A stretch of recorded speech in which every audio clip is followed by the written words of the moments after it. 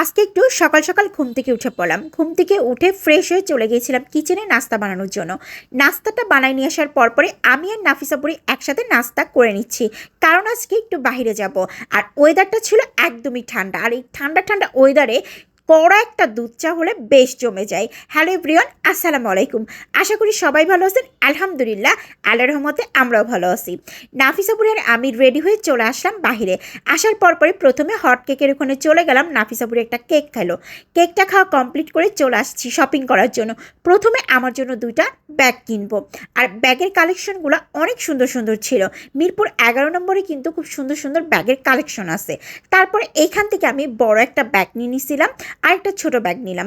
তারপরে দেখলাম ওনাদের ল্যাগেজগুলোও কিন্তু বাহিরের ছিল এবং খুবই সুন্দর ছিল, কোয়ালিটিফুল। তারপরে কিনা কমপ্লিট করে চলে আসছি আলমের সুতি কাপড় কেনার জন্য। আর এই কটনগুলো বাচ্চাদের জন্য বর্তমান খুবই ভালো হবে, যেহেতু প্রচণ্ড পরিমাণের গরম পড়ছে।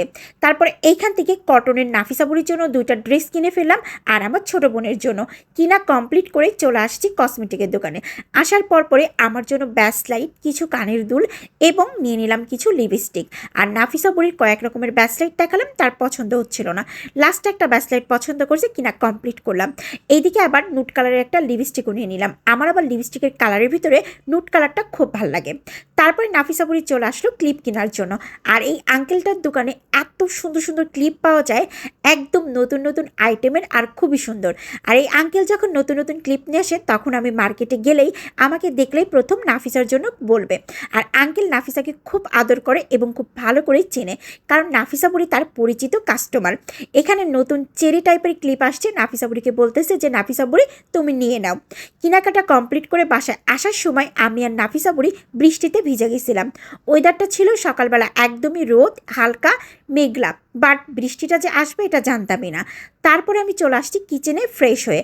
আসার পরে আজকে মাছ চচ্চড়ি করব। আম্মু ওইদিকে ডাল আর আরও 2 রকমের চচ্চড়ি রান্না করছে, বাট মাছ চচ্চড়িটা আমার হাতে সবাই পছন্দ করে, এই জন্য অপেক্ষা করতেছিল। প্রথমে নিয়ে নিলাম 8টা পেঁয়াজ কুচি, তারপরে দিয়ে দিলাম একটু জিরা বাটা আর একটু রসুন বাটা। তারপরে মরিচ চিরা করে রাখছিল আম্মু, মরিচটা দেওয়ার পরপরই দিয়ে দেবো স্বাদ মতো লবণ। লবণ দেওয়ার পরপরই দেবো হলুদের গুঁড়া। দেওয়ার পরে খুব ভালো করে আমি এটাকে হাতে মাখাবো, প্রায় সময় নিয়ে 2 মিনিটের মতো ভালো করে চটকায় নিব।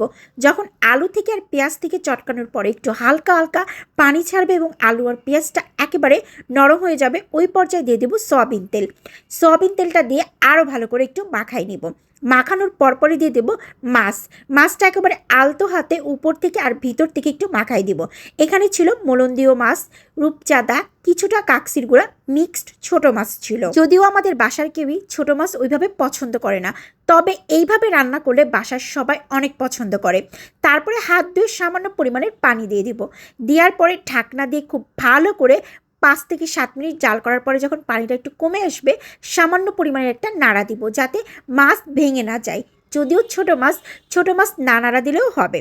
তারপরে আমি পাক্কা যখন 10 মিনিটের মতো জাল করলাম, একেবারে কিন্তু আমার মাছ চচ্চড়ি কমপ্লিট।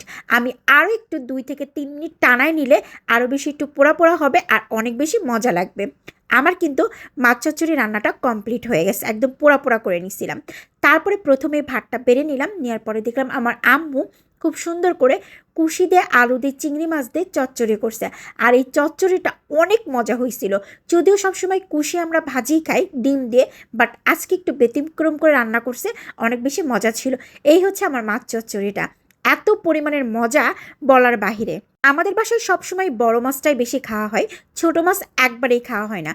তবে হুটহাট মাঝে মধ্যে আমার আম্মুর জন্য আমাদের বাসায় ছোট মাছ রান্না বাড়া করা হয়। আর ডাল দিয়ে যখন ছোট মাছ দিয়ে ভাইবটা নিলাম, অনেক বেশি সুস্বাদু ছিল আলহামদুলিল্লাহ। এইদিকে আবার বিকাল টাইমে নাফিসা বুড়ি আর হচ্ছে মেহেজাবিন হাতে মেহেন্দি পড়তেছিল। মেহেজাবিন এখন খুব সুন্দর করে একা একা ডিজাইন দিতে পারে আর অনেক সুন্দর হয়। বললাম তুমি হঠাৎ মেহেদি দিচ্ছ, বলতেছে আমি ট্রাই করতেছি যাতে আরও বেস্ট হয়। সবাই ভালো থাকবেন, আল্লাহ হাফেজ। এই ছিল আমার সারাদিনের টুকটাক ব্লগ।